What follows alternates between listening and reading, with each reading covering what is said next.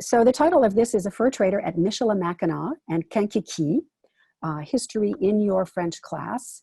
And you will recognize the word Mackinac, or the name, place name Mackinac in that title. Kankakee, if you are familiar with the Midwest and Indiana, you may recognize the Kankakee River, and that's a creative spelling of Kankakee. And let me start this, this presentation at the beginning of the story. So the origins of this project, I live in Northwest Indiana, near Chicago, near Lake Michigan, near the Indiana Dunes National Park. And a number of years ago, I got a phone call here at the university from the Porter County Museum, which is our little local museum. They were wanting someone to translate a document that was in French. It was something that they had had for a number of years. No one there in this little museum was able to read any French. So what the heck was this exactly? They wondered if a student might be interested in doing this translation. And I said, well, maybe describe the text for me. And when they did, of course, I recognized just what it was. It was a paper-bound book from 1800. On the cover, it said journal. It was written by Joseph Bailey, Joseph Bailly, who was our particular area's first non-Native American settler back in the 1820s. He was a fur trader from Quebec, a French speaker, which is obviously why this book was in French. Clearly had something to do with his accounts, but they weren't sure exactly what else might be in the book. The homestead of Joseph Bailey, where he lived here in Porter County, is actually a National Historic Site and is part of the Indiana Dunes National Park. So I had visited there, knew about Joseph Bailey, and thought, wow, this would be really a wonderful thing to translate. I don't want a student to do it, I want to do it. So I took on the project. This started really a multi-year saga and encounter of this book, which is in fact 88 pages long. It is not a personal journal, it is not a journal privé. It is, in fact, his account, one volume of his account books, handwritten, as you can see, I hope, on the facsimile of the page on the right. Up at the top of the page, you can see the words La Fourche de la Grande Rivière. We always see place names. This is a trading post he had at the fork of the Grand River. We can see the date, 1800, and then a list of items that he bought and sold. So my job then was to transcribe this, first of all, understand what was written, and then to translate it into English. And as I said, Joseph Bailey, Joseph Bailly, the first non-Native American to settle here. And the photo that you see there is the main house at the Bailey homestead up in the National Park. This is a house that was started but not completed during his lifetime, so he did not really live in this house, but nonetheless, it's a real landmark there. So who is Joseph Bailly? There's a photo of a cabin that's been reconstructed on that property, and some items connected with the fur trade that were brought back during a sort of reenactment and series of presentations up at the lakeshore. Joseph Bailey was born in Varennes near Montreal, 1774. And his fur trade business was based most of his career out of Mackinac, but he traded throughout what's today Michigan, what's today Indiana, Kankakee. There we have the Kankakee River. That's how he spells it in his journal. And he also traded in what at the time he called the Pays des Illinois, so a little farther west of here. He himself hired groups of men, groups of voyageurs, to go out and do the actual trading. And he himself, of course, traveled extensively during this time. The first volume of his account book came out, or the earliest volume is 1796, dated 1796. There are, in fact, 40-some volumes in the Indiana State Library, and just this one volume that is owned by our local museum. He married a first wife in, as you can see, in 1797, had a number of children with that wife, and then took a second wife, separated from the first wife, married a second wife, Marie Lefebvre, à la façon du pays, which means a common law marriage, essentially in about 1810, had 4 children with her, And with her and their children came to this area, northwest, what is now Indiana, and set up his trading post on the Little Calumet River, just south of Lake Michigan, in about 1822.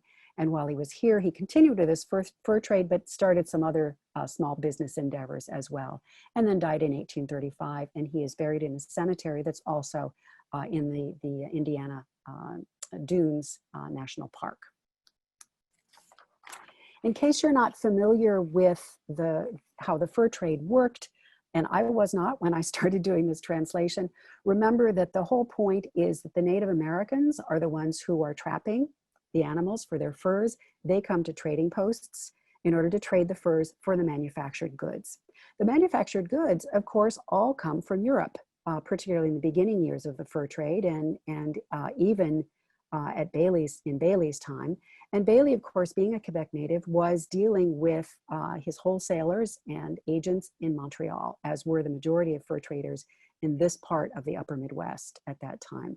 So manufactured goods come down to Montreal, and you can follow the red arrows, see how they get transported then by boat down to other larger trading posts like Michilimackinac and Grand Portage, Detroit, and other places. Then Bailey would take the bales of goods, manufactured goods, separate them out, send them out with different parties of men that he hired, who would go to his little trading posts throughout Michigan, etc. And those men would stay there for the winter trading. Those are the voyageurs that we know about. And then when spring came, they would pack up the furs, bring them back up to Bailey and to other of the agents in the larger trading posts like Mackinac. They would then package up the furs and send them to Montreal, and then those got sent over to Europe. So in a nutshell, that's the cycle of the fur trade, which was Bailey's business. And you can see, again, what his journal looks like. All of his account books look like this, and very neatly written lists of what was bought and sold, the furs, the men that he hired, etc. So I learned a tremendous amount, obviously, when I was doing this. The first thing that I had to learn was how to decipher the handwriting. It's pretty good, but there are times when you just scratch your head and say, I don't know what this word is. And sometimes it was because you had to decipher his spelling. There were not standardized spellings. And sometimes you had to sort of figure it out phonetically. You just say the word to yourself and you realize what it is. So those were a couple of things I had to learn. I had to learn a lot of vocabulary. I was not familiar with the names of fur-bearing animals in the upper Midwest in French. How do you say otter? How do you say raccoon? And you'll want, of course, to say raton laveur, but that's not what they called it in those days. They called it chat sauvage. Wild cats, which is abbreviated as just chat. So do not be thinking as you look at it that he's actually taking domestic cats. In fact, whenever you see chat in the list of furs, it means raccoons. So that was vocabulary that I needed to learn. Also, a lot of the equipment of the goods that were purchased for just living and working in the forest, on the waters, all kinds of tools like adze and gimlet, boat vocabulary having to do with repairing boats, having to do with sails, having to do with rigging, vocabulary having to do with guns, with fishing, with all of those things that, you know, if you think about it, you would need for living in the wilderness. Also, a number of vocabulary items having to do with more specifically North American and specifically Native American, words of Native American origin, like a mokok, however you want to spell that, is a birch bark, sort of a basket or container for holding food, for instance, or an apequois, which also appears, and that is a collapsible shelter, sort of collapsible kind of tent made out of birch bark. So those are items that I needed to learn what those were. They had not appeared in any of my French teaching record up to that time, or my French courses either. Other things that I'd learned had to do with the clothing that they wore. I learned that and other folks maybe already knew this, I didn't, that the voyageurs did not wear trousers, but rather wore leggings and breechcloths, that they wore moccasins as opposed to hard-soled shoes, etc. had to learn about the foodstuffs that they were primarily eaten. A lot of pork, a lot of corn products. How do you say parched corn in French, for instance? And this then was a whole entree into the world of this region, the 18th and 19th century, around the Great Lakes, Lake Michigan, Lake Huron, Lake Superior. What were the conditions of material life like for people who were living here? And then how did the fur trade work? So that was all new information to me. And the whole world of culture and history, how that interacts. The interactions between Native Americans and the people of European origin like Joseph Bailly, frankly, the colonists, those interactions are extremely important. There were, for instance, many marriages between French-speaking fur traders and Native American women, and that was the case for Bailly. Both of his wives were of mixed origin, mixed background. Their fathers were French-Canadian fur traders and their mothers were Native Americans. So understanding the cultural interactions was important to trying to figure out what's going on in this time period. It's also a difficult time period historically. And many of you will recognize those words, the removal period. So this is towards the end of Bailey's life. This is the time Andrew Jackson is president, and the Native Americans in this region are losing their land. They're signing treaties and they're being forced to leave their lands where they have lived for hundreds of years and to go out west. A really tragic period, Trail of Tears kind of things going on at that time. And so understanding the complexity and respecting the complexity of that European and Native American relationship was really important in understanding what's going on in these account books in a more complex way. So I learned language, I learned history, I learned culture. This is also something that's of great great local interest. I've given any number of fairly informal presentations to local historical societies who are interested in this, of course. And in fact, this was just fun. I just loved it. Every part of it was interesting to me. Partly the linguistic side of it appealed, but I thought, how can I share this? Surely some other French teachers will also be interested in this, and perhaps even their students. And maybe it's something that we could use in our classrooms. And so I worked on how I could share it. How could I help other French teachers make use of this material that starts with Bailey's account book, but goes so far beyond that? Students encountering this may be hopefully are doing some language learning, but also tapping perhaps into their local or regional history, thinking about cultural encounter, interculturality. How do cultures work together? A basic part of what we do as language teachers, and also an encounter of history. So all of this richness, how can we get that to our students? I also thought that really pedagogically, we've got activities to touch all 5 of those standards from ACTFL. Give it a little bit of thought and you'll see that we've got communications, cultures, comparisons, connections, communities. It's really all there. Those people who like to organize their work with regard to essential questions, there are a lot of them there. Here's one. What happens when people of different cultures meet each other for the first time? There's the culture standard, and we can get at that in French. Those people who are doing project-based learning, this might be a wonderful basis for a local project. Maybe students explore local place names of French origin and put together their own web page or their own way of sharing that with local folks. So many ways in which it lends itself to different pedagogical approaches. So how was I going to share this? Well, it finally occurred to me, I put together a web page. So that's what I did. And you can go to it right now if you want to. Hopefully we'll have a minute or two at the end here to go to it. We won't spend a lot of time there. And I will just tell you that it looks a lot better on a phone than it does on the computer. It's also very much a work in progress. I have some things that I've realized I want to put up there just as I was preparing for this presentation, some additional things, some clarifications. And I'd invite you to let me know if you do go there, if you have questions, if you have suggestions for how it can become more helpful to you, please do let me know because it is very much a work in progress. But what I'd like to do is go to the next slide, which tells a little bit about the structure of the site, and just tell you about the site before going there, to let you know what's there, what resources are there for you. First of all, there are 7 basic sections. There's a general introduction to the site and also to the document, to the Bailey document itself, and to thinking about it pedagogically.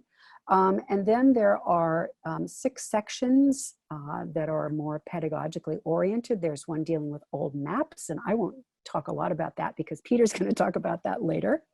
Not that's this specifically, but he's going to help us to understand how those old maps can be useful to us and fascinating, I think, also for our students. There's a section that I've called here historical context, and there I have some very simple texts in French that are intended for you to use with your students. If you would like, you can certainly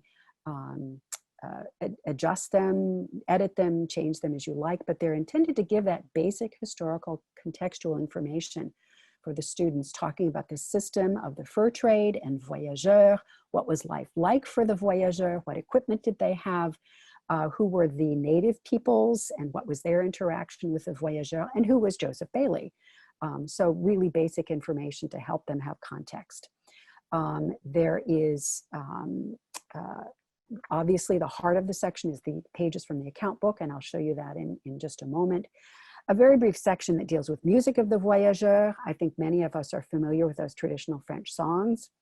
Some images that might be of interest or useful to you, and then also kind of bibliography or some sources for those of you who want to do some more looking and more thinking and more reading.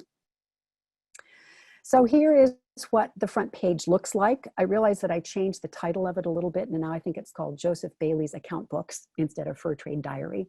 But this is the sort of front page, and you'll see over on the right, those are the categories for the menu of the site itself. And these are just screenshots, so I can't scroll through them, but that's what you would see at the top of the page. And if you feel like looking at it right now, I think you can. Here's what you see also on that front page. You can see the 6 categories of information and documents that are there for you to look at. So here's the front part of the old maps, Introduction to the French in North America.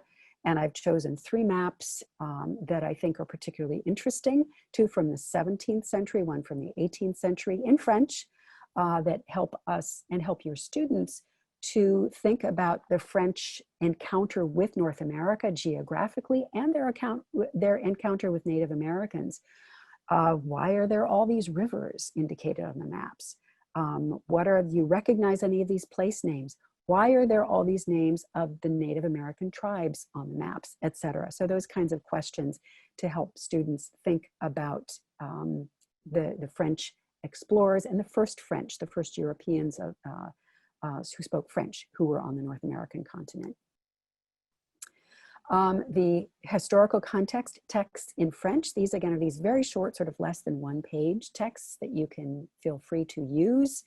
And as I said, they have to do with explaining who Bailey was, what his life chronology, trade with the Indians, the fur trade, etc. So that kind of historical context for you. And then the heart of the teaching unit, those actual pages. And here, I hope you'll have as much fun with this as I did. I've selected 3 pages and selected out 4 categories of information that's shared on those pages.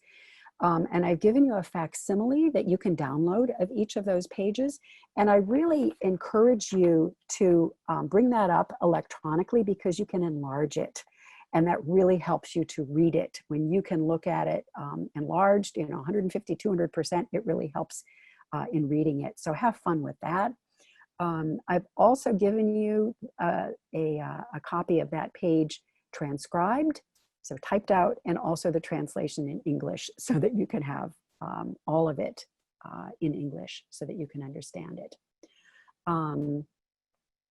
And I think that's all I need to tell you about those. So have fun with those. There's the 3 pages.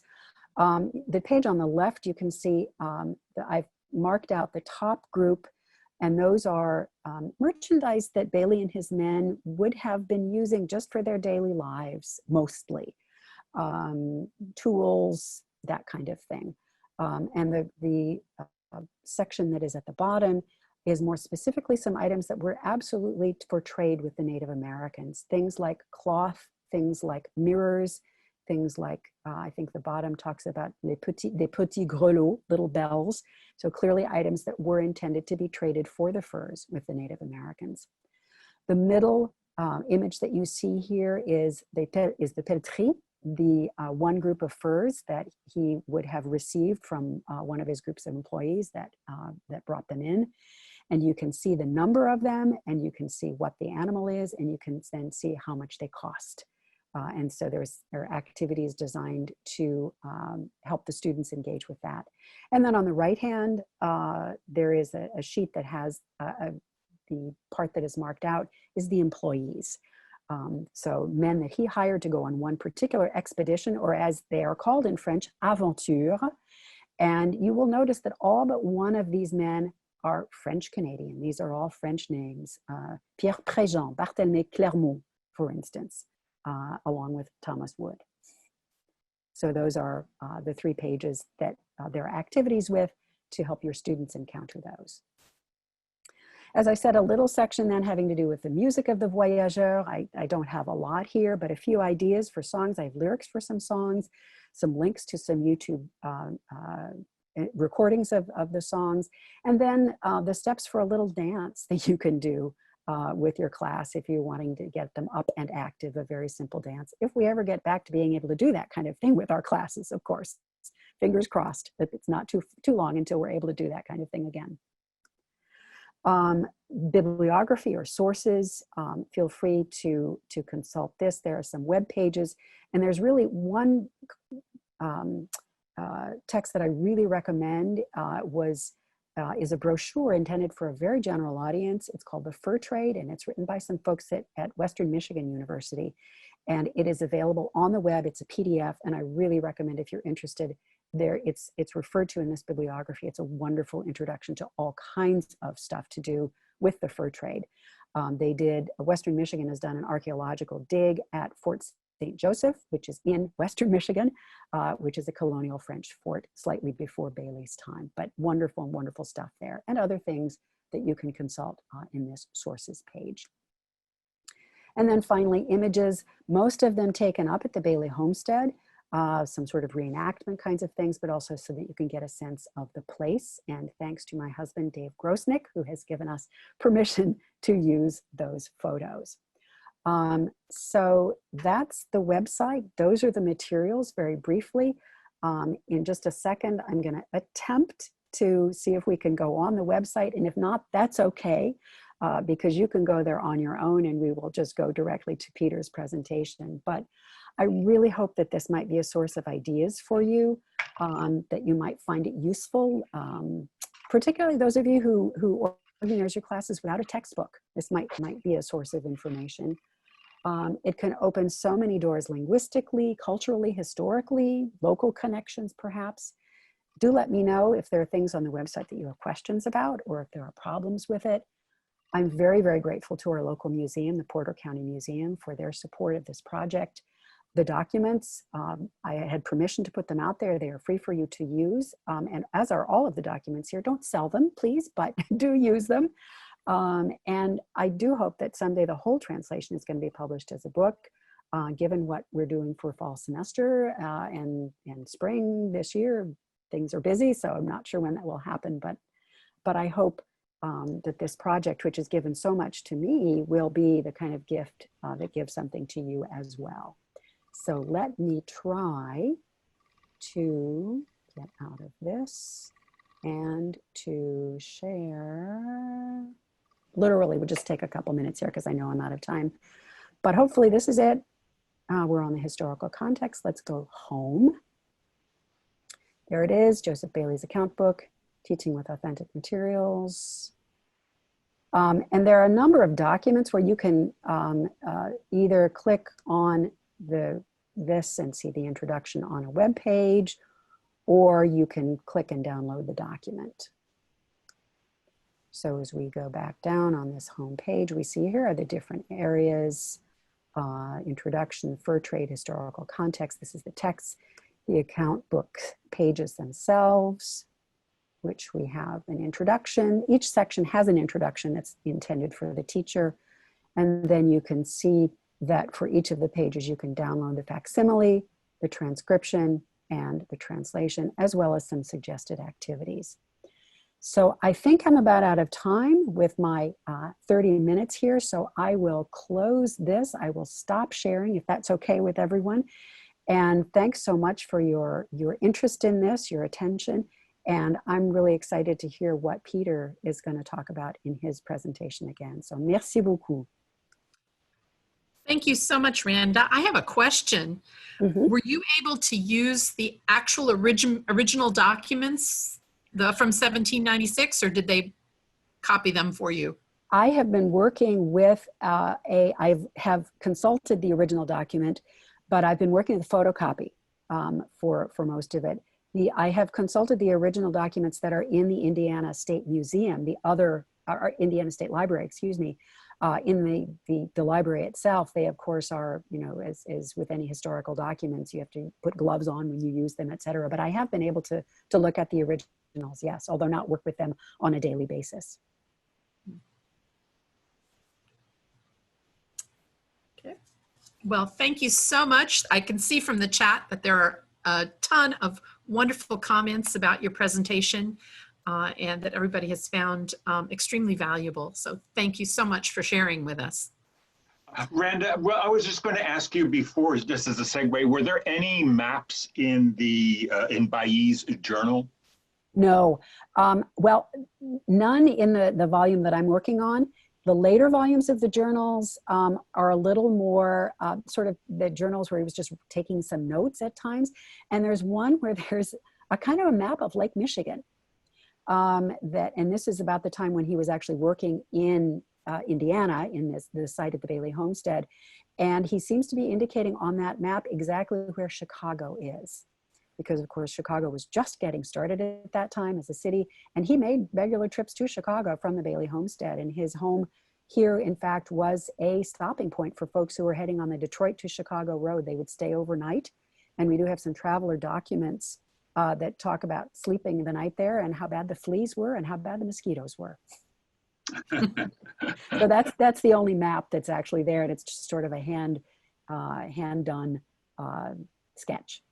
Okay, and he's the one who did that then?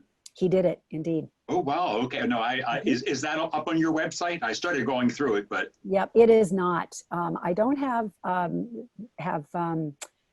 facsimiles of any of those pages, and I don't have permission to reproduce them. So that I will note that down as a future possibility. Thanks. Okay, no, great presentation. I really enjoyed it. Thanks so much. I'd just like to begin by thanking both you, Jane, and Anne for setting up this series of webinars after having done so much work to get us to Trois-Rivières. Okay, and thank you everyone for coming here on this webinar as well.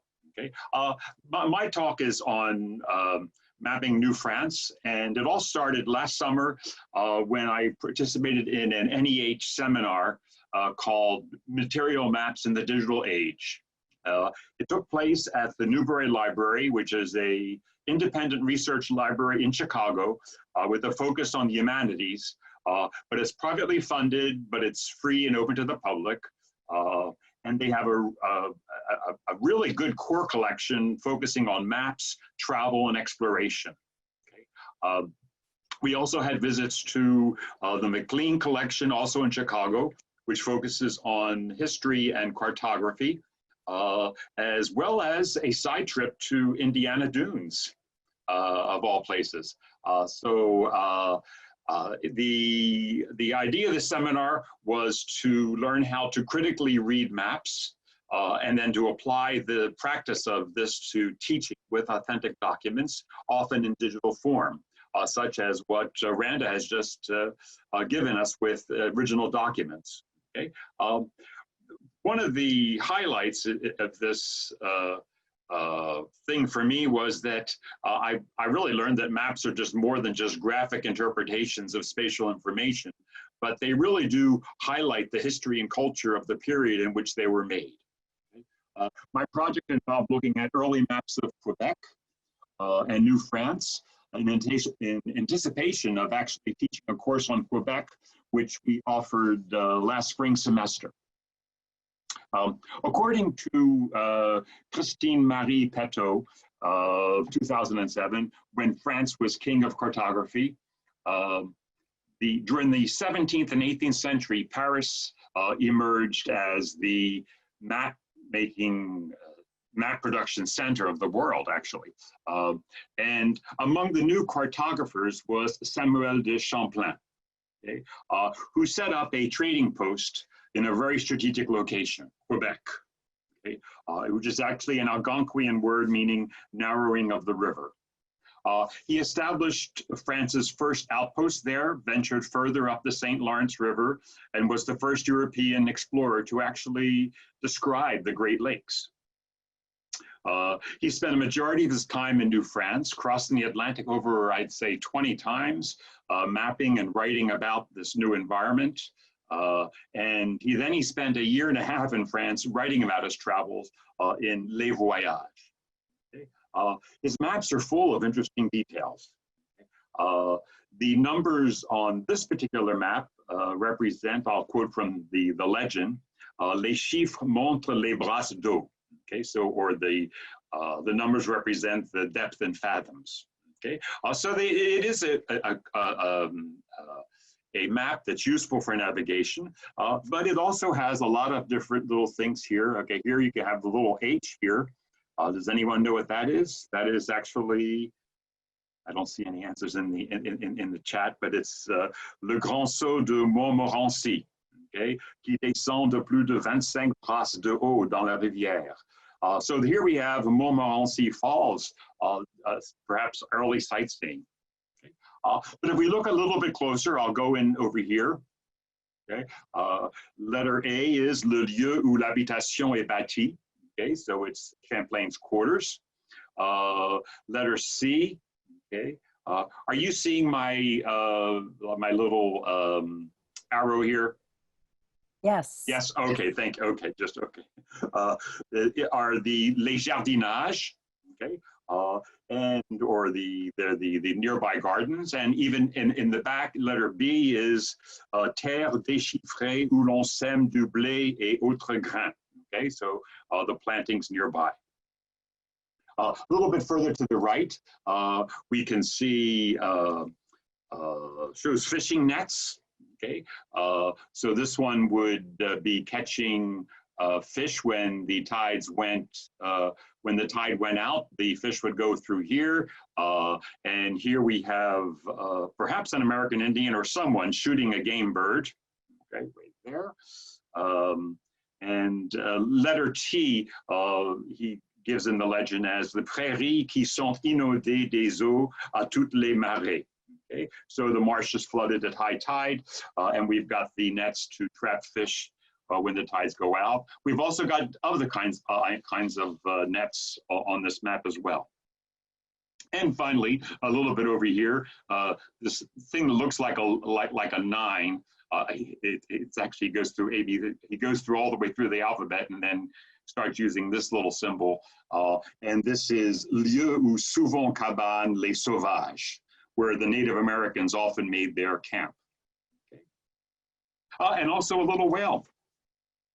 Okay. So the map is very rich in detail. Okay. I haven't gone through everything there.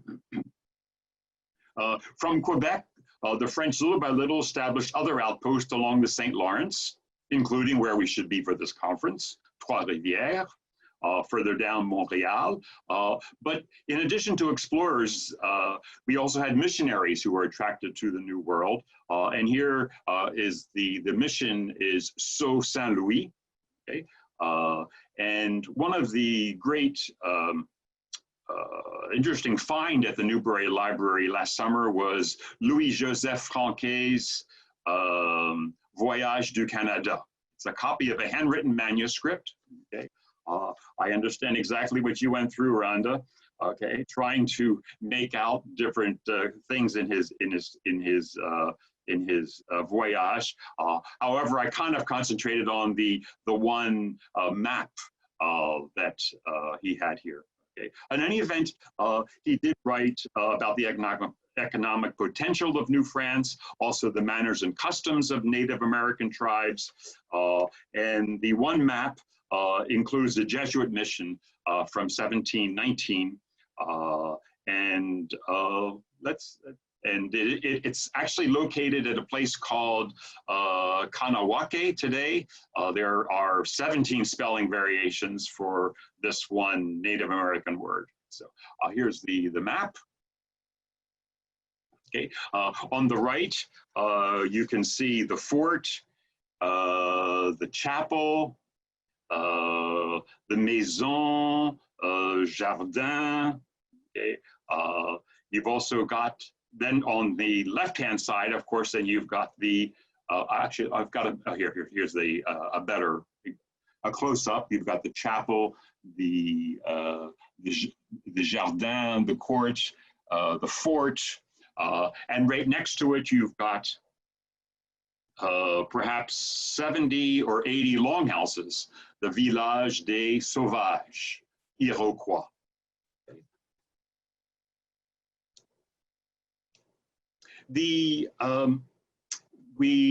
Franquet's map suggests that the relationship between the Native Americans and the French was fairly amicable.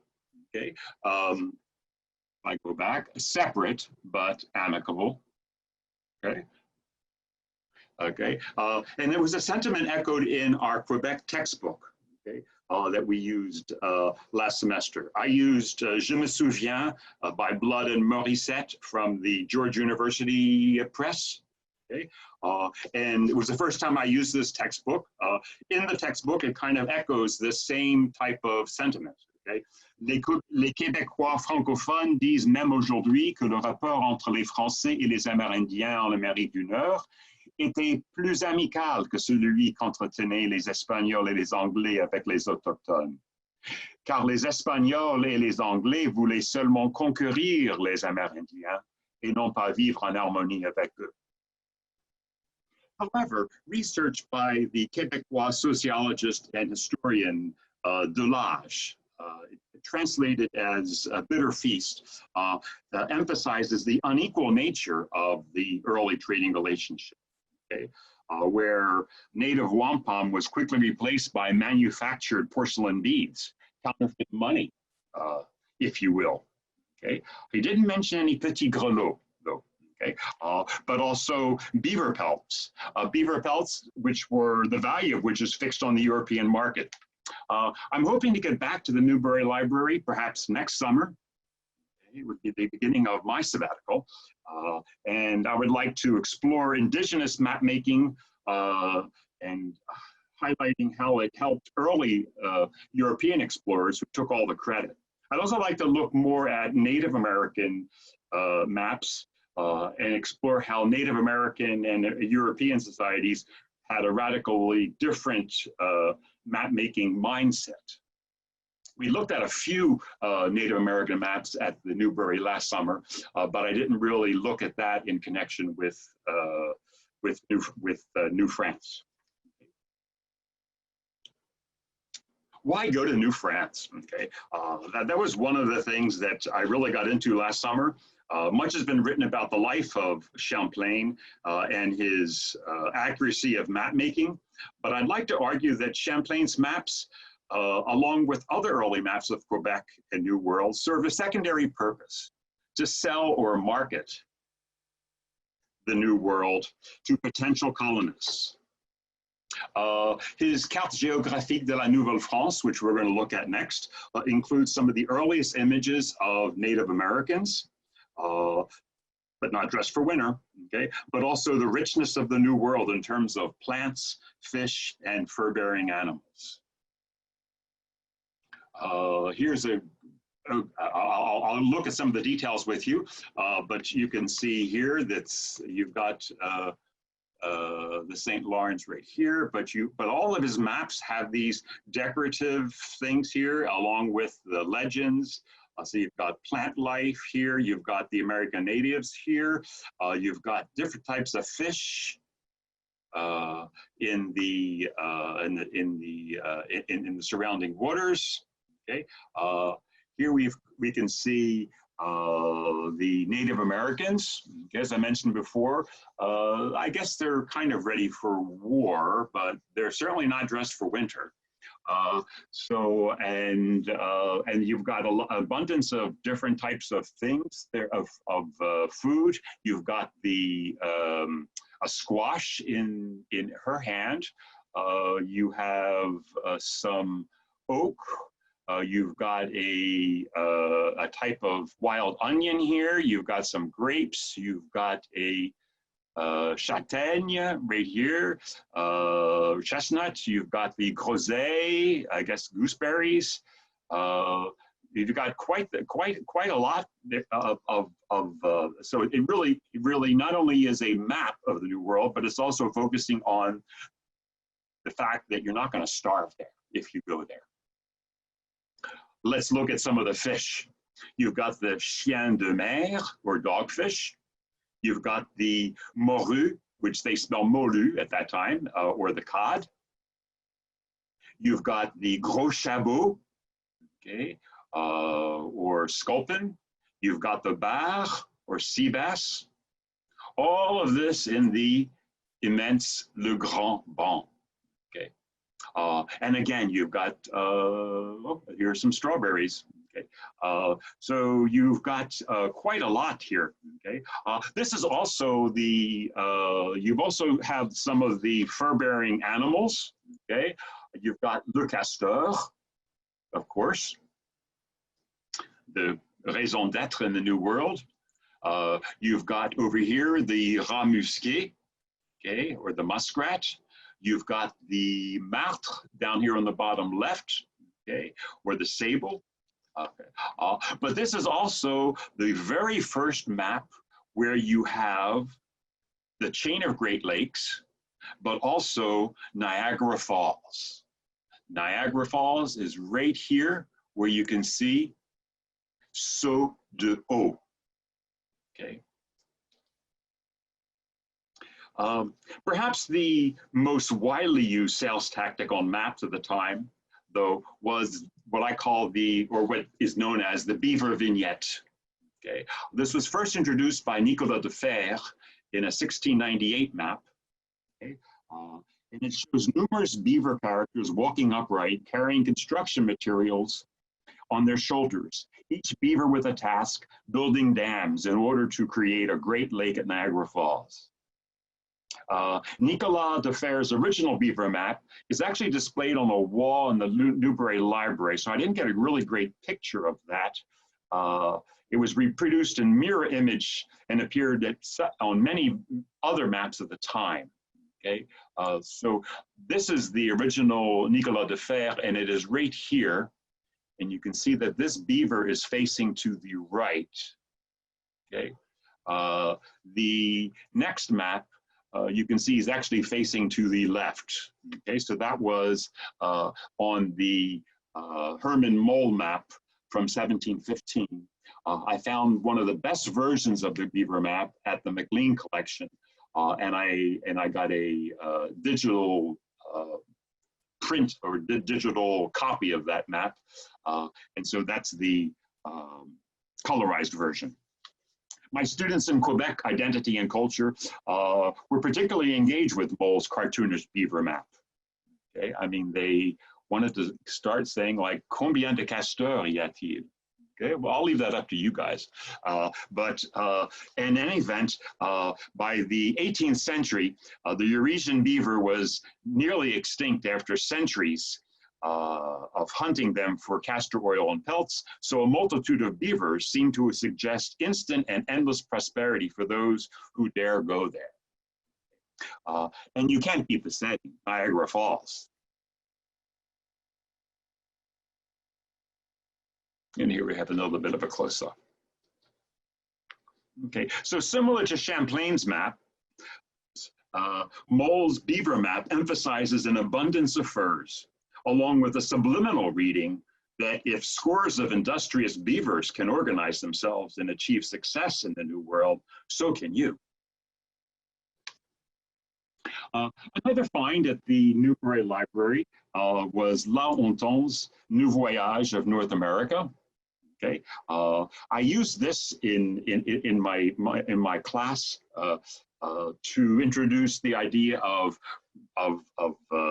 comment lire un texte en français classique, which was part of the Je me souviens textbook, where you had to figure out that en avait with OIT, il est vrai with the Y, intérêt looks like English interest, and the I's and J's you can't tell apart. But here we have, I used it as to have the students to read in English first so they can kind of get used to that whole S thing. Coureurs de bois, or forest rangers, are French or Canadese, so they haven't decided whether it be Canadese or Canadian yet, okay? So-called from employing their whole life in the rough exercise of transporting to lakes of Canada and to all other countries of that continent in order to trade with the savages, and in regard that they run in canoes 1,000 leagues up the country, notwithstanding the danger of the sea and enemies. I take it they should rather be called coureurs de risque than coureurs de bois. It's a fun little joke for the students, but it was also an introduction to the 7 Years' War in our class. Okay, this is here he has that. How does he put it in his introduction? That there are several attempts of the English and French to dispossess one another. And then even in his book, you even have one of the first attacks of Quebec. Okay. Cartographers say that all wars start on maps. Okay. But it was almost dramatic to see the differences between some of the French and British maps of the 1700s. Okay. As early as the 1740s, okay, the French scouts moved into American territory. They would build alliances with the Native Americans. They would even put in little plates inscribing that this is a French claim. At one point, George Washington confronted the French and ordered them out, and they refused, so they built another fort nearby. So for at least 2 years, war was waged along the American frontier, okay, without becoming a cause in Europe. Okay. But this eventually led to the conflict, which became a European, some people would call it the First World War, which involved France, Austria, and Russia against Prussia and Britain. Okay. I'll just look at quickly 2 maps, one by Guillaume de Lille, Carte de Louisiane, okay, and the other one, John Mitchell, a map of British and French. Okay. The first one, okay, you notice that the French territory, La Louisiane, is pretty big here. Okay, and this is just the little Bonne Côtière where you've got, oh gosh, 200,000 people living there, but this is all French territory. Okay, according to Peto, okay, this map generated a boundary dispute that lasted 15 years. Okay, and it was perhaps a cause for the fact that they were having little skirmishes in the New World.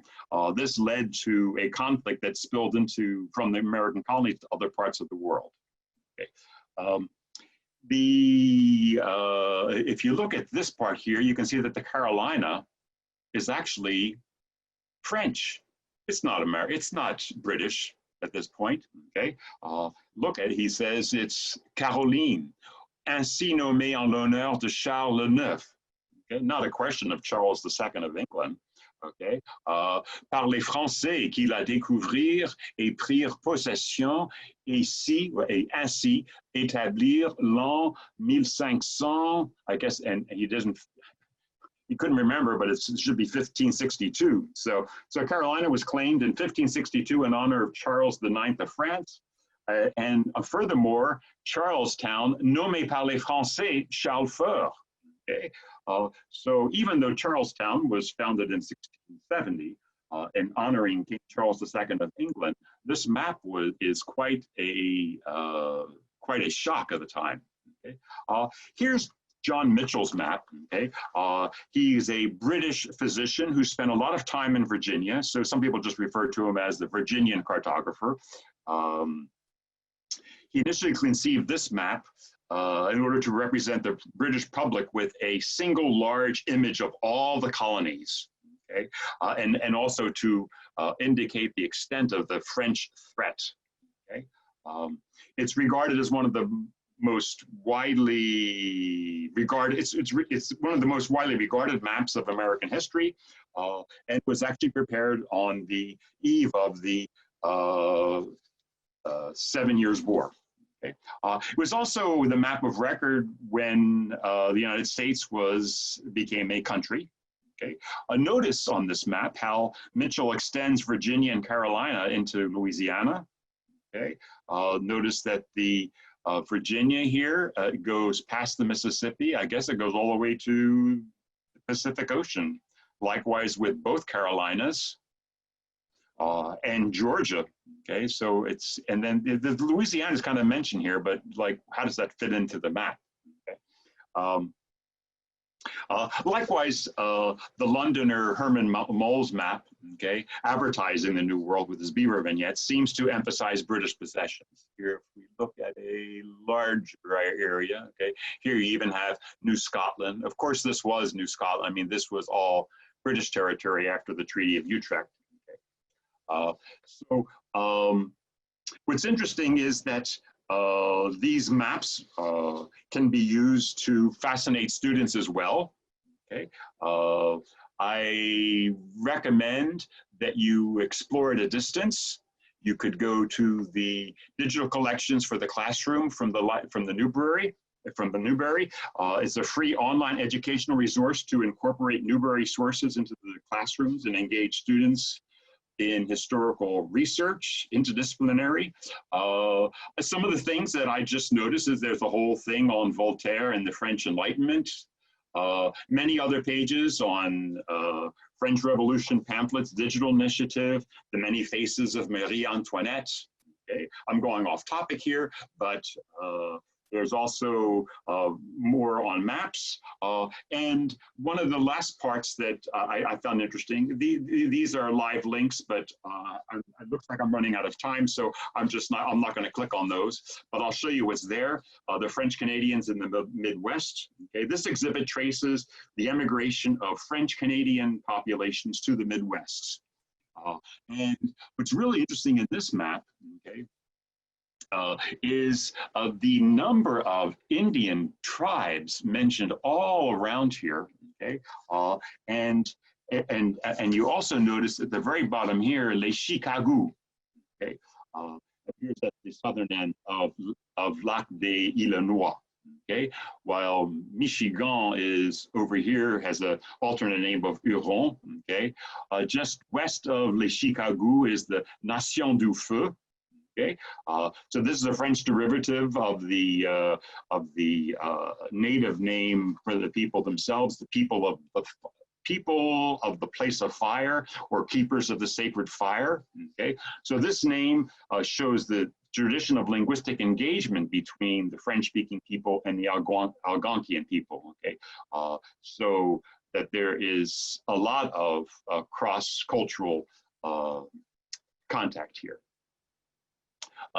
Also, as part of the this French Canadians in the Midwest, which is already set up as for if you wanted to use it in class, I brought this in since it's so close to AATF headquarters. Is a 1692 fur trade contract from Ville-Marie. Okay, in Quebec, okay, and it's one of the earliest documents in which Chicago is named. It actually says "Au lieu de Chicago," okay, and the previous owner actually underlined the word Chicago. Okay. The word Chicago is the name that the Native Americans used for the mouth of the Chicago River, but the word really means native garlic or wild onion, sauvage, as for etymology. Okay. The contract itself is an agreement. It's a very difficult document to try to read, but it's an agreement between a Quebecois and 4 voyageurs who agreed to travel by canoe to the Jesuit mission and the French army post situated at the mouth of the Chicago River. And then it testifies to the increasing presence of the fur trade in Illinois at the end of the 17th century and provides insight into the tightly regulated economy of New France. Okay. The contract states that each of the 4 men would receive 500 livres, French pounds, of beaver pelts in payment, plus the food and the right to trade 300 livres of goods. Okay. Perhaps it could be an introduction if you're using Randa's website, or in tandem with that. In conclusion, okay, maps and original documents can fascinate students of all levels to the place of French in the New World. And just like the maps of Champlain and Mold, maps can likewise be used to market French in America to students. Thank you.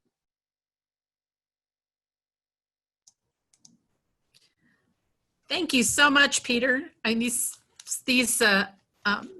presentations just mesh so well together.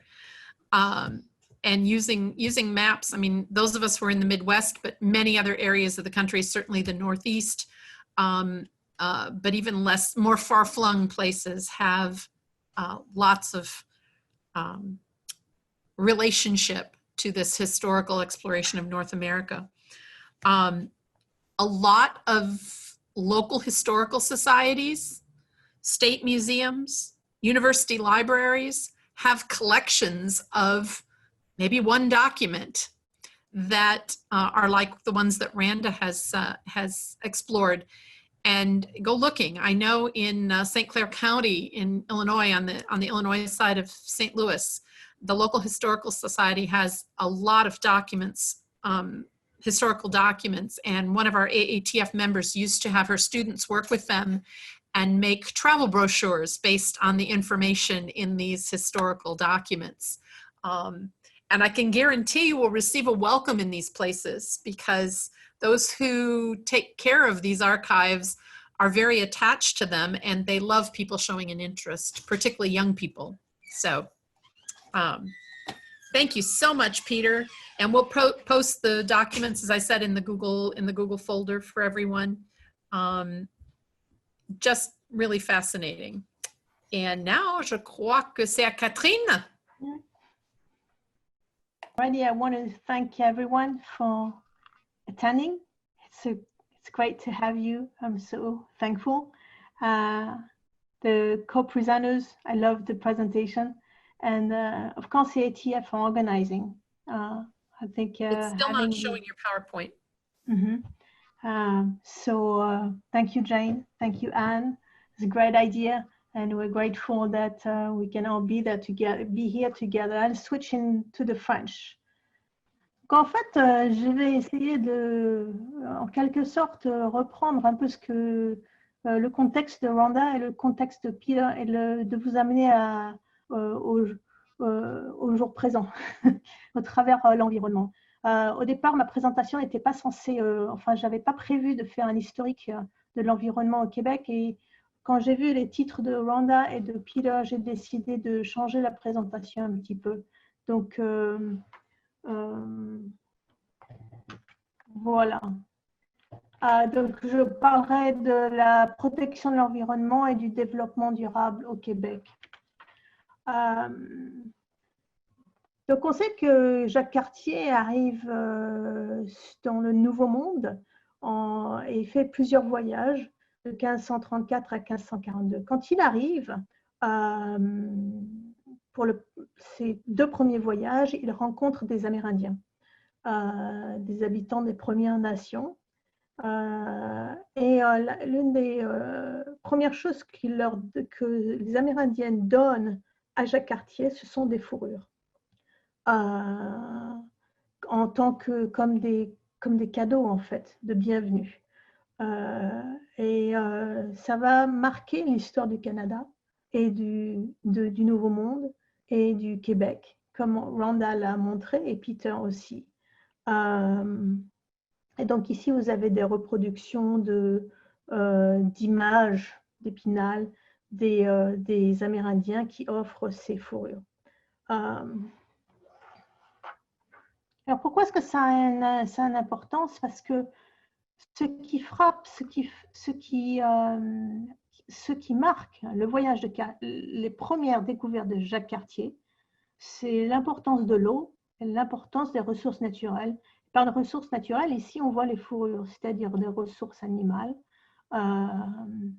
Et ces deux, on va voir que l'importance de l'eau est critique pour le Québec, mais aussi l'importance des ressources naturelles, c'est aussi ce qui a fait et ce qui fait le Québec aujourd'hui encore.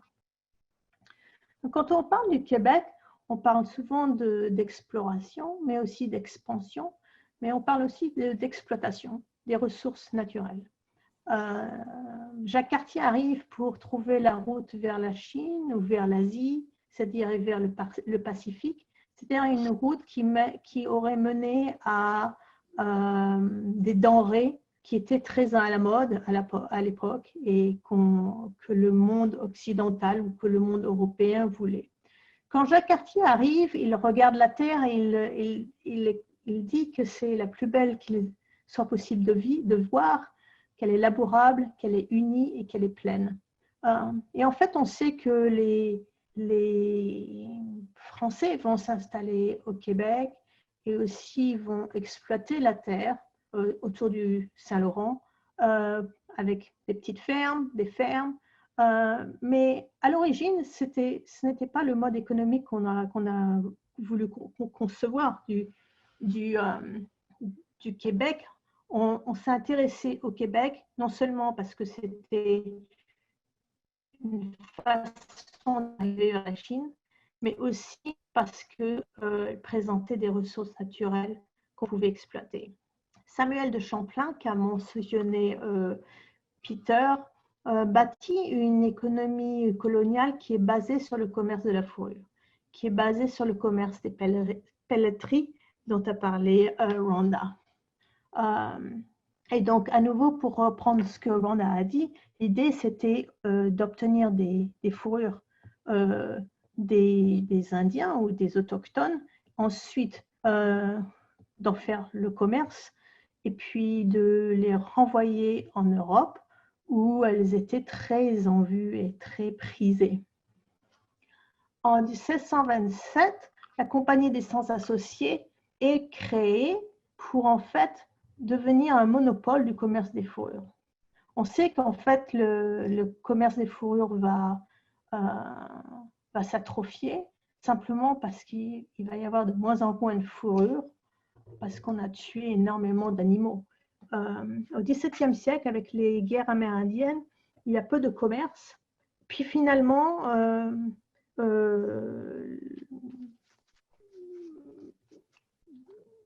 la France cède le Canada à la Grande-Bretagne au profit des îles à sucre des Caraïbes, qui sont françaises aujourd'hui, qui vont, dans l'ensemble, qui vont pouvoir présenter un profit qui est plus important aux yeux de la France que le Canada, avec une production de fourrure qui diminue de plus en plus.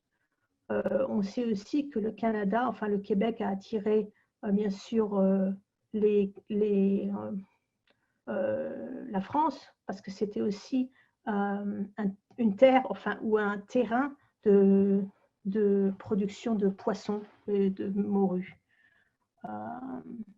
Donc, les ressources naturelles font l'intérêt du Canada aux yeux de la France, mais finalement, la France va choisir les îles à sucre, c'est-à-dire les Caraïbes, avec la possibilité d'avoir du sucre, de produire du sucre avec la canne à sucre au profit du Québec et du Canada.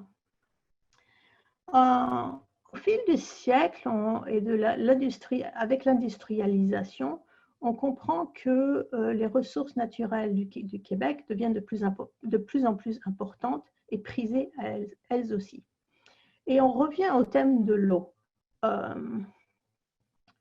L'eau est considérée au Québec comme l'or bleu. Et donc ici, vous avez l'or bleu, c'est une bouteille d'eau, en fait, une bouteille d'eau en bouteille. C'est une marque. Mais à l'origine, on a appelé l'eau au Québec l'or bleu. Donc l'eau est très précieuse au Québec parce que c'est un moyen de transport. On peut transporter les voyageurs, on peut acheminer des denrées, acheminer des matières brutes ou des matières transformées. Donc en fait, elle rendait les tâches bien plus aisées. L'eau est importante puisque au début du 18e jusqu'en 1870, elle permet l'expansion de la construction navale au Québec. Malheureusement, la construction navale va s'éteindre au profit des États-Unis, mais on va voir dès le 19e siècle que l'eau devient un moteur d'énergie en fait, grâce à l'énergie hydroélectrique, hydro du grec eau. On se sert de l'eau aussi pour les machines à vapeur, c'est-à-dire pour produire de l'énergie. En chauffant l'eau, elle produit de la vapeur et on peut produire de l'énergie. L'eau était nécessaire pour l'industrie textile, l'industrie papetière, et c'est pour ça que la ville de Trois-Rivières a été très vite prisée, parce qu'avec Trois-Rivières juste dans sa proximité, elle permettait de développer des industries de papier et des tanneries. On voit au 19e siècle le Québec qui devient de plus en plus prisé pour l'industrie de la chaussure. Et donc, pour fabriquer des chaussures et du cuir, il faut des tanneries, et pour ça, il faut beaucoup d'eau. Il faut des rivières pour les laver. Et donc, l'eau a été le moteur de l'industrialisation québécoise. L'exploitation forestière aussi a été son moteur. À nouveau, l'exploitation des ressources naturelles. Les forêts, le bois permettent de créer du papier ou de la pâte à papier qui a ensuite été envoyée aux États-Unis pour faire des journaux, pour faire des livres. On se sert du bois comme bois de construction pour faire des meubles et aussi pour faire du charbon de bois, c'est-à-dire après la transformer en énergie. Et puis, au 19e siècle, on se rend compte aussi que le Québec détient de grandes matières premières avec du minerai, du charbon de bois. Donc, on crée des forges, la sidérurgie et beaucoup de production d'acier, notamment autour de la rivière Saint-Maurice, c'est-à-dire en fait, pas très loin de Trois-Rivières. Dans les années 50, 60, 70, c'est-à-dire au XXe siècle, et ici je résume en fait un peu l'histoire en grande partie, c'est-à-dire je saute quand même des centaines d'années. Mais les années 50, 60, 70 sont marquées au Québec par l'importance de l'énergie hydroélectrique. Donc on l'avait déjà vu au 19e siècle, mais tout d'un coup, le Québec se rend compte que c'est un de ses plus grands atouts. Donc ces années-là voient la construction de grandes centrales hydroélectriques. L'idée, c'est de maîtriser que le Québec puisse maîtriser sa production d'énergie et donc limiter sa dépense énergétique. Ne pas avoir à dépendre d'autres États ou d'autres provinces autour de lui pour produire son énergie. Et il y a une citation que j'aime beaucoup qui se trouve dans l'histoire du Québec en 30 secondes. Les grands projets hydroélectriques donnent une dimension économique et technique au nationalisme québécois. C'est-à-dire que parallèlement à la nouvelle production d'énergie hydroélectrique, on voit le nationalisme québécois qui prend le dessus et qui devient une source de fierté pour les Québécois. Et donc, c'est la fierté de pouvoir aménager l'immensité du territoire pour en extirper les forces de la nature. À nouveau, on parle ici, c'est en fait reparler d'exploitation aussi des ressources naturelles. Sauf qu'avec l'énergie hydroélectrique, c'est une exploitation qui est moins dommageable que peut-être l'extermination des animaux pour en retirer simplement la peau et les fourrures.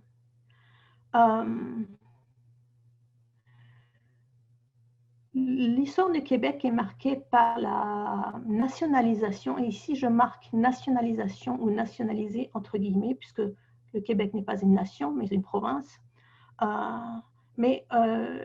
Hydro-Québec, c'est la plus grande compagnie d'électricité au Québec, et elle est nationalisée, c'est-à-dire qu'elle devient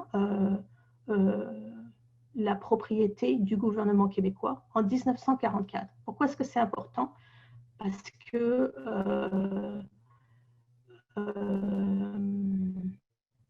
elle va de cette manière donner une forme différente à la production d'hydroélectricité au Québec par rapport à d'autres provinces. Et ici, je veux finalement revenir aux Amérindiens, c'est-à-dire en fait presque faire une boucle. Alors qu'au départ, les Amérindiens ont été, c'est vrai, avec les Français, peut-être moins exploités, mais finalement,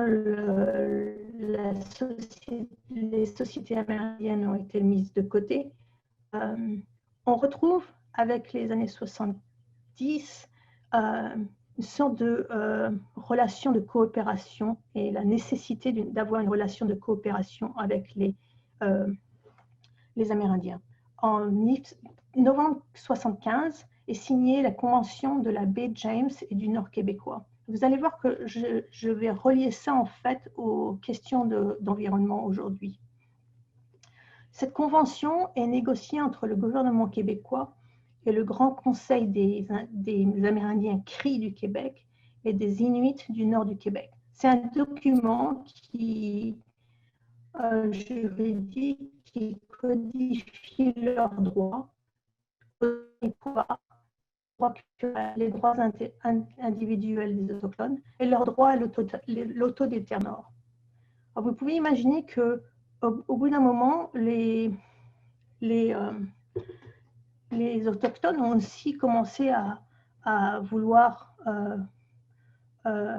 avoir un droit sur leur terre et aussi avoir à dire comment leur terre allait être exploitée. En 2002, en février, vient la paix des Braves qui établit une relation de coopération en partenariat et de respect mutuel. Elle reconnaît des droits territoriaux aux Indiens Cris, elle permet leur participation au développement durable et la gestion des territoires et elle offre plus d'équité sociale. En fait, ça va avoir un impact important, d'après moi, sur la perception de l'environnement au Québec aujourd'hui. Alors, je reviens sur Hydro-Québec. Vous voyez en haut à droite le sigle, donc avec un O qui fait comme un Q pour Québec, et puis l'image du tonnerre pour montrer le dynamisme et l'impact d'Hydro-Québec. Hydro-Québec est donc cette société, une société nationalisée et elle produit aujourd'hui, on sait aujourd'hui que 40% des ressources d'eau du Canada se trouvent au Québec. Et donc, quand vous repensez à l'or bleu, c'est une ressource précieuse de nos jours, l'eau. Hydro-Québec, aujourd'hui, c'est 63 stations hydroélectriques, c'est 27 grands réservoirs. On sait que le prix de l'électricité pour les foyers, donc pour les familles au Québec, est l'un des plus bas d'Amérique du Nord. Ça, c'est grâce à Hydro-Québec qui garde les prix bas. Mais c'est aussi la plus grande consommation d'électricité qui vient du Québec au Canada. Pourquoi? Parce qu'on sait que moins l'électricité est chère, plus les gens la consomment. Donc, c'est un paradoxe, en fait. Aujourd'hui, Hydro-Québec, donc cette entreprise, produit 35% de l'énergie totale consommée au Québec. Elle exporte de l'électricité, pour ceux d'entre vous qui sont à New York, qui sont en Nouvelle-Angleterre aujourd'hui.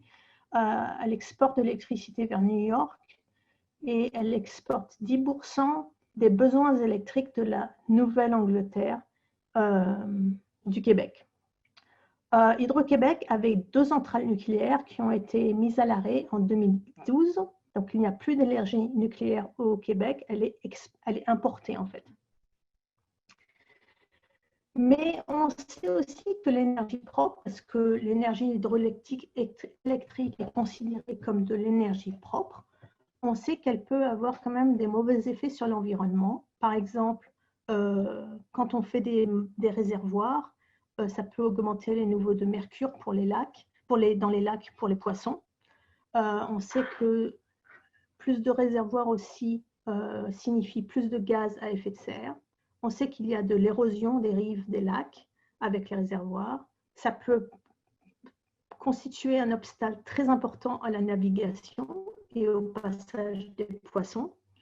Ça peut affecter donc certaines espèces de poissons qui étaient l'alimentation des Amérindiens et donc changer leur mode de vie.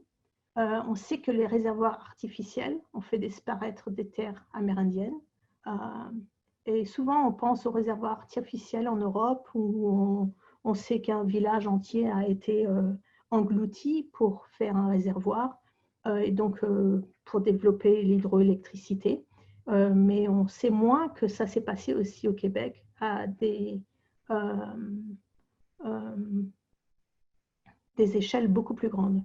Et puis, on sait finalement que les réservoirs, ça accélère aussi la sédentarisation des Amérindiens, ne serait-ce que parce que ça produit aussi du travail. Alors, l'énergie au Québec aujourd'hui, j'ai choisi de faire ma présentation en grande partie sur l'énergie. C'est l'hydroélectricité qui est renouvelable. Donc, on sait que l'hydroélectricité vient donc des réservoirs et des centrales hydroélectriques du Québec, mais elle vient aussi des chutes Churchill qui sont au Labrador, qui est une collaboration d'Hydro-Québec. L'énergie au Québec, c'est de l'énergie nucléaire qui est maintenant importée du Nouveau-Brunswick.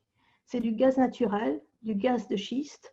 Le gaz de schiste, c'est un gaz qui est placé dans des poches et dans des roches. Ce sont des énergies fossiles. Le pétrole brut qui est importé d'Amérique du Nord. Avant, il était importé d'Angleterre, enfin de Grande-Bretagne, maintenant d'Amérique du Nord, et il est exporté par contre en produits raffinés. Donc le Québec le transforme en produits raffinés. C'est aussi de plus en plus l'énergie éolienne, donc avec, vous voyez, des moulins à vent en fait. Et puis là, ce qu'on appelle la biomasse ou les biocombustibles, qui sont en général des résidus forestiers et puis de l'agroalimentaire, par exemple de l'huile de cuisson et tout ça, qui est renouvelable. Donc, on sait que l'électricité est renouvelable à 97% dans ses origines. Et il y a au Québec de plus en plus d'efforts pour limiter la dépendance aux produits pétroliers. D'abord parce que c'est extrêmement cher et aussi c'est peu écologique. Par contre, on sait aussi que le Québec augmente sa consommation de produits pétroliers au fur et à mesure des années, alors que les engagements du Québec devraient les réduire. Donc, c'est un grand problème au Québec. C'est une sorte de paradoxe auquel ils doivent faire face. J'espère que j'ai encore un peu de temps. Donc, le Québec aujourd'hui et demain, le Québec, c'est environ 8 millions d'habitants aujourd'hui. En fait, quand j'y pense, c'est comme mon État, l'Alabama. Alors que moi, j'aurais pensé qu'il y avait beaucoup plus de gens au Québec. 82% des habitants vivent au sud de Québec et autour du Saint-Laurent. 75% des Québécois vivent dans des villes de plus de 10 000 habitants et 54% vivent dans les villes les plus grandes. La population autochtone, par contre, représente environ 85 000, 83 000 personnes. Alors, l'économie au Québec est assez diversifiée. Au 19e siècle, c'était une économie où le secteur primaire et secondaire était important. Aujourd'hui, c'est surtout le secteur des services et de transformation des ressources agricoles, forestières et énergétiques qui est important. Mais il est important aussi et crucial de réfléchir au futur. Et c'est pour ça qu'on pense aussi à l'environnement. Qu'est-ce que nous apporte notre futur? On sait que le Québec qu'on va voir une augmentation des populations dans les villes. Le Québec a une forte politique d'immigration, justement, pour aussi augmenter cette population qui est nécessaire pour la survie économique de la province. On va avoir un étalement urbain de plus en plus important, donc avec plus de banlieues, donc plus de nécessité peut-être de transporter les gens, et puis avec un vieillissement de la population, ce qu'on voit aussi en Europe. On sait donc que le Québec va avoir besoin de plus en plus d'énergie et qu'il va falloir une politique énergétique très forte si l'on veut garder à l'esprit le développement durable et ne plus diminuer la pollution au Québec. Et donc, le Québec, qui déjà depuis les années 50 a privilégié l'hydroélectricité, va de plus en plus privilégier, ou essaye de privilégier l'électricité qui provient de l'eau, donc l'hydroélectricité, la consommation d'électricité en général, l'électricité éolienne et la biomasse. Alors, le Québec est assez unique au Canada. Pourquoi? Parce que les Québécois sont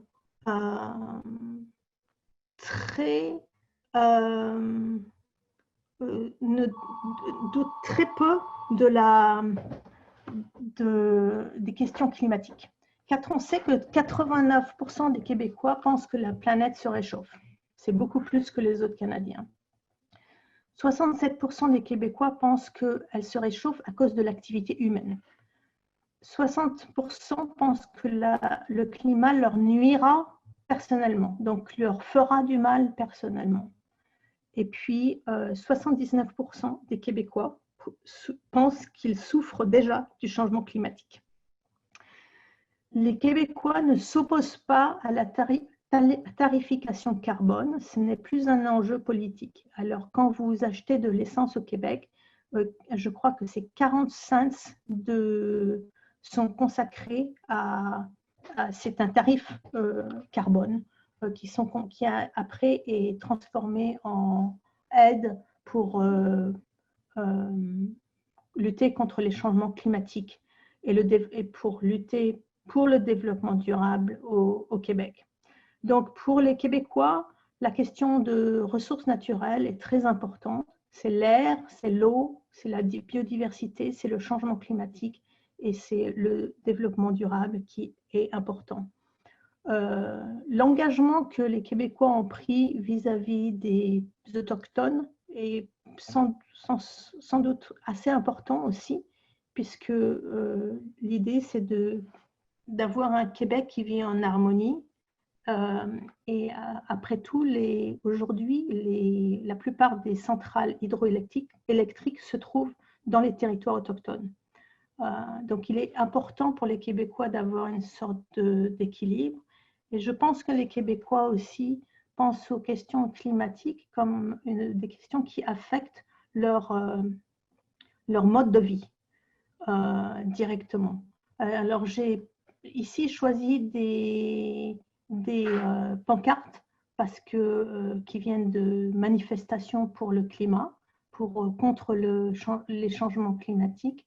Et je pense que c'est quelque chose que vous pouvez exploiter avec les étudiants. Par contre, pour moi, j'ai eu des difficultés à trouver beaucoup de chiffres et aussi des chronologies. Donc, j'ai un handout où vous aurez pas mal de ressources et d'articles, mais c'est un peu plus difficile à exploiter avec les étudiants. Et par contre, j'ai mis 5 chansons que vous pouvez facilement exploiter dans la classe avec les étudiants. Alors, on trouve au Québec 2 ministères qui sont importants dans la lutte contre les changements climatiques. Donc, le ministère de l'Énergie et des Ressources naturelles et le ministère de l'Environnement et de la lutte contre les changements climatiques. C'est aussi intéressant de voir qu'il y a 2 unités différentes, alors que peut-être elles pourraient être unies. C'est une question intéressante. Alors, quels sont les engagements du Québec? Et je terminerai là-dessus. On sait que dès 1992, le Québec s'est engagé sur les changements climatiques avec l'accord de Paris aussi en 2015 pour réduire les émissions de gaz, pour contenir le réchauffement planétaire et pour coopérer afin que d'autres pays puissent contrôler l'influence du climat ou des changements climatiques sur leur économie.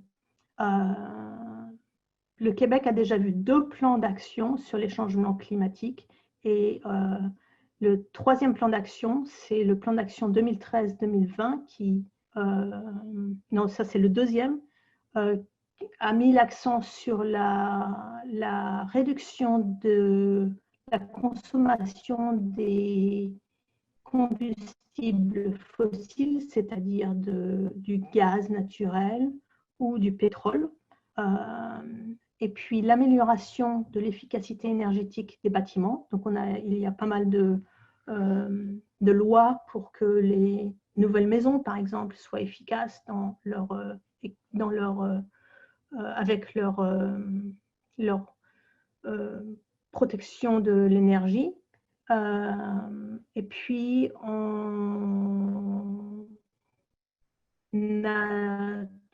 le Québec a fait énormément d'efforts pour développer des voitures électriques et encourager les gens à utiliser des voitures électriques.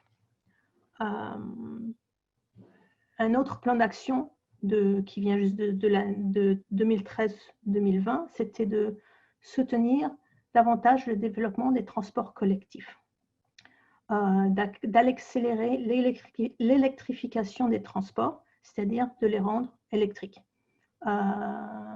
d'essayer de faciliter le développement des sources d'énergie renouvelables, et puis d'encourager les recherches et le développement de nouvelles technologies.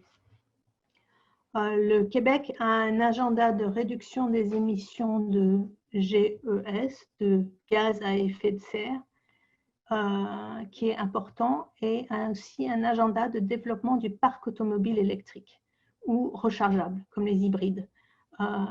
Donc, ils ont, par exemple, ce qui s'appelle la norme VZE, véhicule zéro émission de 2017. Cette norme, par exemple,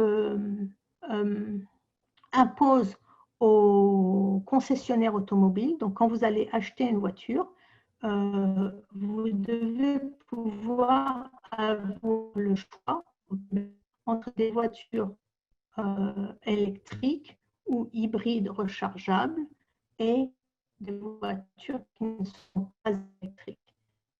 C'est une obligation pour les vendeurs d'offrir des voitures électriques. On a donc la taxe carbone au Québec, taxe carbone, et le Québec a imposé aussi la tarification du carbone pour essayer que les entreprises puissent équilibrer donc leur production de carbone, mais en même temps acheter grâce au fonds vert des unités qui leur permettra d'équilibrer en fait, officiellement leur production. En bas à droite, vous avez une petite publicité pour les taxis Théo. Et les taxis Théo à Montréal, ce sont des taxis, ils sont tout verts et ce sont des taxis électriques. Tous sont électriques. Donc le fonds vert, c'est un fonds qui permet à des nouvelles entreprises, à des startups, à des jeunes de développer des entreprises qui vont faciliter la réduction des émissions, qui vont faciliter la réduction du carbone au Québec. Et donc Théo, les taxis Théo, on en bénéficié du fonds vert et donc de fonds qui les aident à... C'est un fonds qui aide les nouvelles entreprises à se développer. Et donc voilà, je vous remercie. Ça a été rapide, je m'excuse.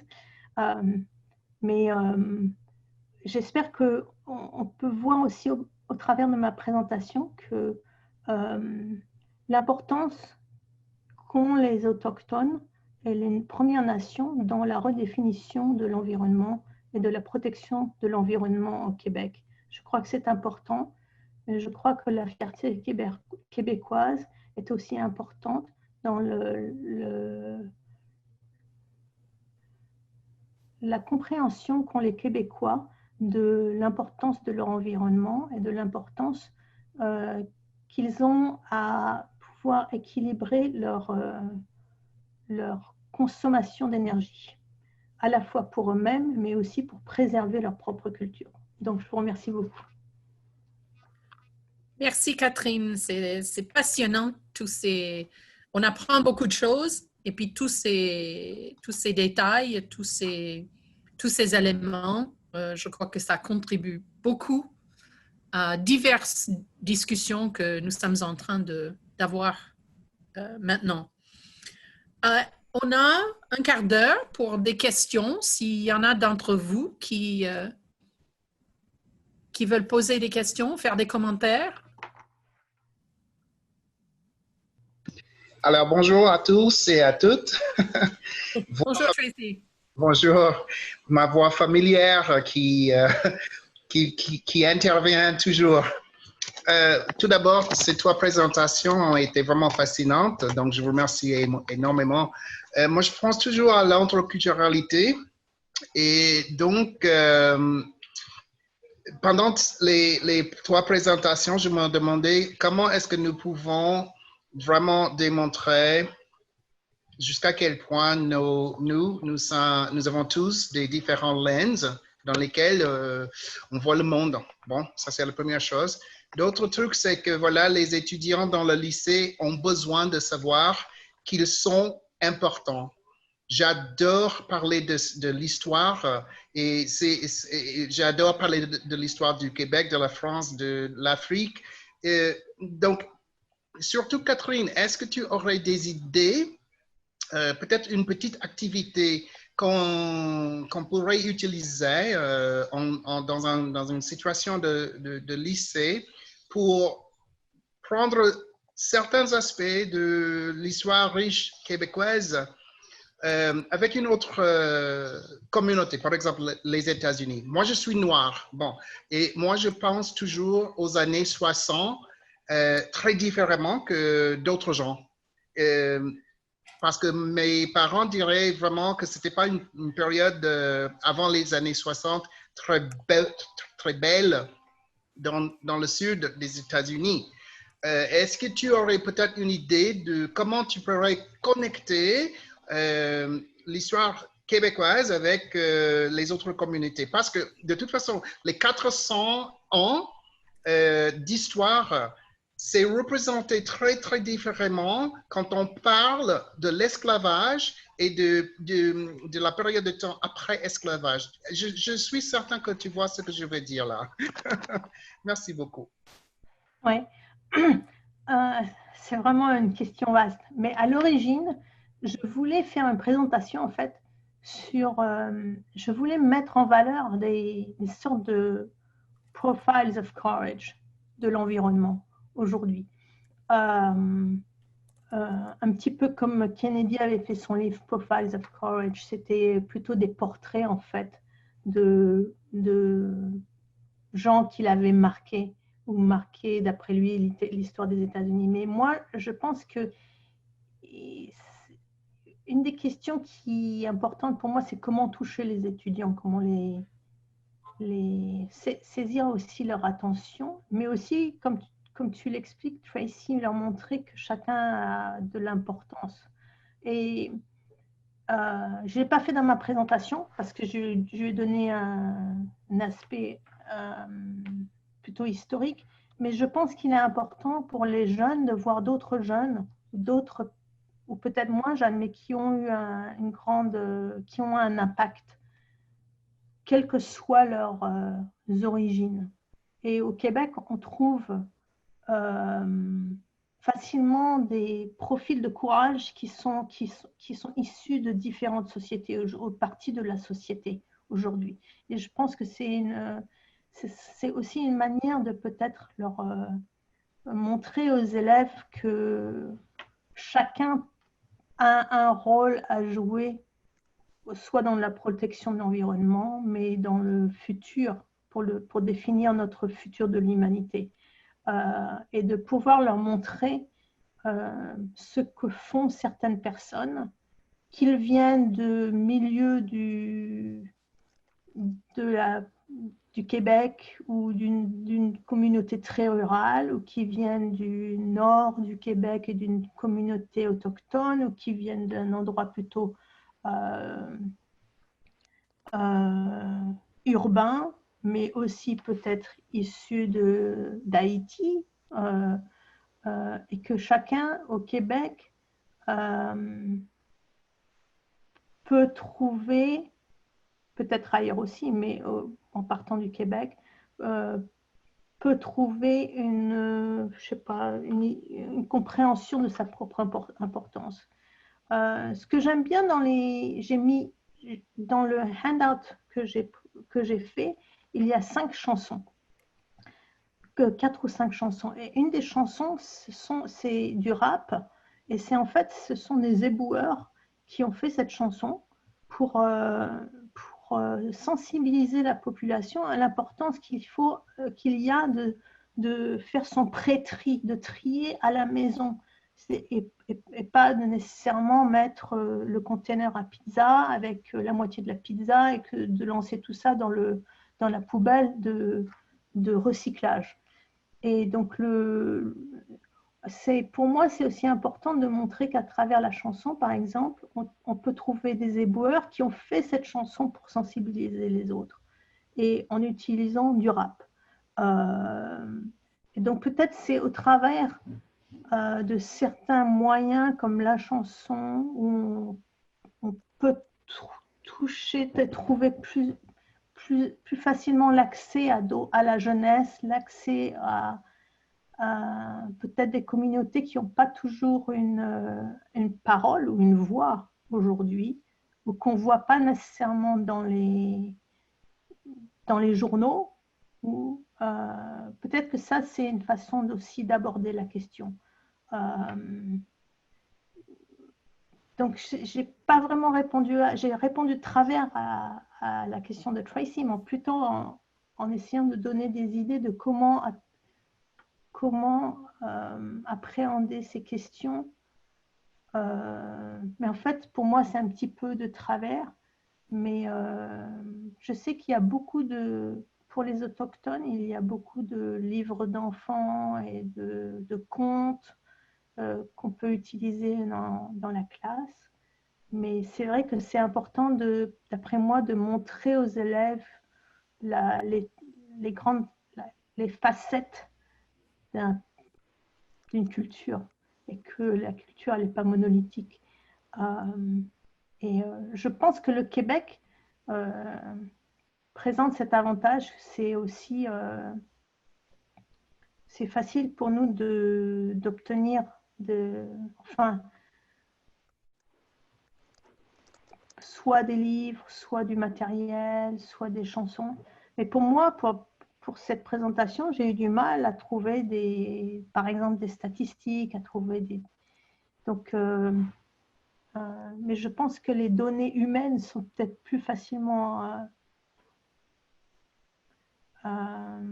disponibles pour le Québec, mais je ne suis pas sûre. Donc, je ne sais pas si j'ai vraiment répondu à la question. Non, mais je te remercie énormément parce que ce n'est pas une question facile. Hein?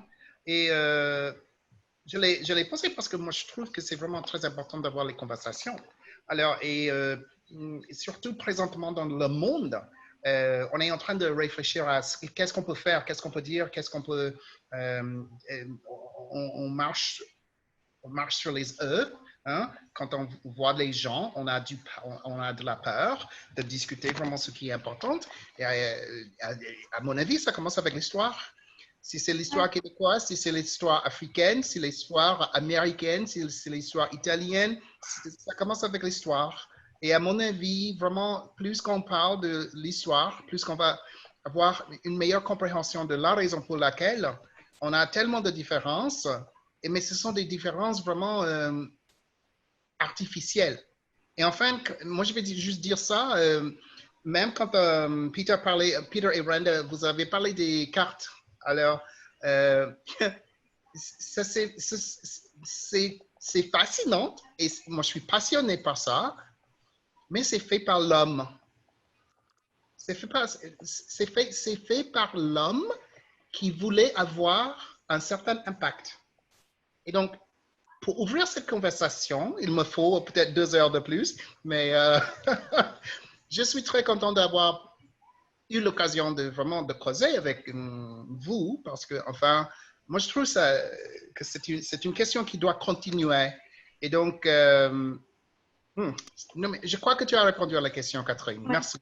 Mais par contre, il y a un truc qui m'a frappé, c'est assez récemment, il y a à peu près 2-3 semaines, Justin Trudeau a fait une allocution qui a eu un grand retentissement dans la presse américaine de par son silence, parce qu'on lui a demandé de commenter sur la réaction du gouvernement américain.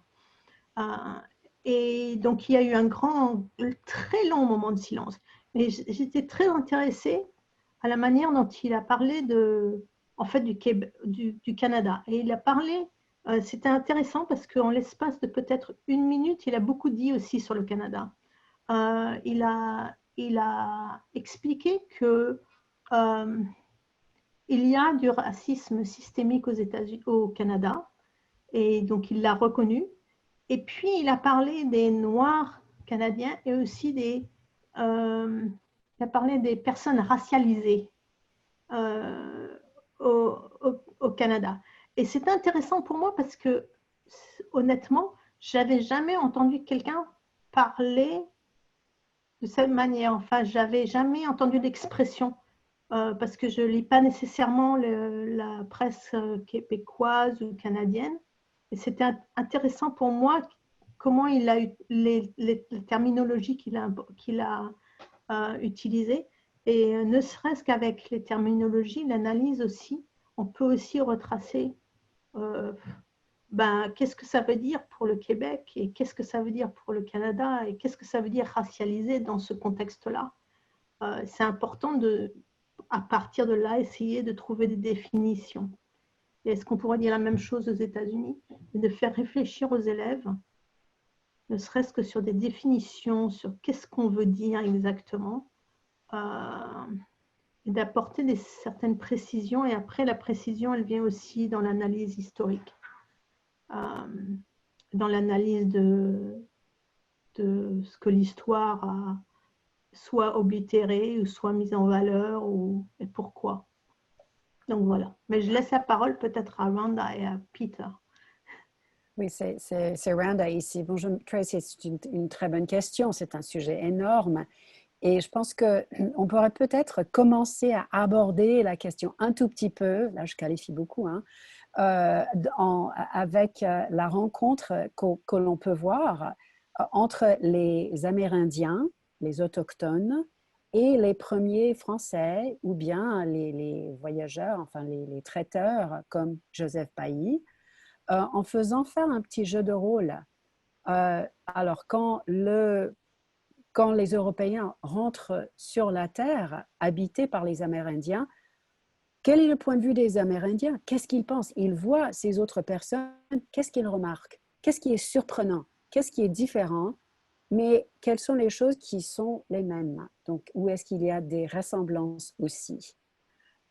Et on peut faire ça des deux côtés. Donc, du point de vue des Européens, des Français qui rentrent, qu'est-ce qu'ils observent chez les Amérindiens qui est différent? Là, on peut commencer à dire, mais comment est-ce qu'on peut faire pour regrouper les cultures? Voilà. Donc, c'est un début dans l'histoire qui est peut-être une façon un peu plus facile d'aborder la question quand on, quand on se met plein dedans. Qu'est-ce qui se passe maintenant avec tout le monde? Il y a tout de suite toutes les émotions qui sont à la surface, ce qui n'est pas forcément mauvais, mais on peut parfois aborder la question de façon un peu plus éloignée pour ensuite devenir aux questions d'actualité qui sont évidemment essentielles. Et j'ajoute à ce que dit Randa aussi que dans le cours sur le québécois, le québécois ou le Québec que j'ai enseigné, on avait pas mal de roleplay comme Randa vient de décrire. Et dans le texte, on donne beaucoup d'idées sur des conversations possibles. Par exemple, vous avez les Européens qui arrivent par bateau et vous devez jouer comme deux Amérindiens et vous voyez ce bateau. Et qu'est-ce que ça représente pour vous? Ou bien les Amérindiens aussi qui vont être transportés en Europe par Cartier. Imaginez la conversation entre les Indiens et Cartier avant d'arriver en Europe, la rencontre de deux cultures. Là aussi. Et pour répondre plutôt à la question de Tracy, le dernier chapitre de Je me souviens, c'est très très bien pour nos étudiants sur la pluralité, en particulier le poème Speak White, mais aussi les versions qui ont répondu à ce poème comme Spit White. Et nous avons fini le semestre en regardant le film Monsieur Lazare, où en fait on voit beaucoup de... on voit les Québécois aujourd'hui. Qu'est-ce que c'est être Québécois aujourd'hui? Donc, je crois que vous avez, avec un peu d'imagination, vous pouvez toujours faire des conversations en classe, n'est-ce pas? Et surtout, les activités comme, je crois que ça s'appelle à vous de jouer à la fin de chaque chapitre de Je me souviens. Ça marche très bien. Over and out. Merci énormément, ce sont des belles suggestions. Je connais très bien le poème Speak White, mais je n'ai jamais entendu l'autre. C'était quoi exactement? Spit White. Oh, Spit. Oh, d'accord. Je ne connaissais pas. D'accord. Spit White, je l'ai ici. Spit White de Jenny Salgado. D'accord. C'est un haïtien. Et c'est moitié. Elle met aussi des mots créole dedans. Donc, et vous pouvez même trouver une vidéo sur l'Internet qui va avec ça. Pendant ma présentation le 16 juillet, je vais parler de Speak White pour les poètes québécois. Oui. D'accord. D'accord. Et vous allez toucher sur Speak White aussi, la réponse? Peut-être, bonne idée. Hein? Je n'ai pas pensé, mais je vais réfléchir. Oui. D'accord. Parce que le mot Speak White, c'était dans le chapitre sur l'égalité au Québec entre l'anglais et le français, mais le Speak White, c'était dans le chapitre sur la pluralité. Ah, ok, intéressant. Oui. Donc, merci tout le monde, c'est passionnant. Je vais partager le chat aussi avec tout le monde parce qu'il y avait beaucoup de renseignements intéressants là-dedans. Et les PowerPoint des présentateurs seront affichés dans le Google Drive, c'est dans l'invitation au webinaire. Et donc, je vous remercie beaucoup. On a beaucoup d'idées pour la suite. Merci. Bonne Merci journée tout le beaucoup à monde. tout le monde. Ça m'a fait Merci tout le plaisir de vous monde. voir Merci. tous et Au revoir. toutes. Au revoir. Au revoir. Merci bien. Merci bien.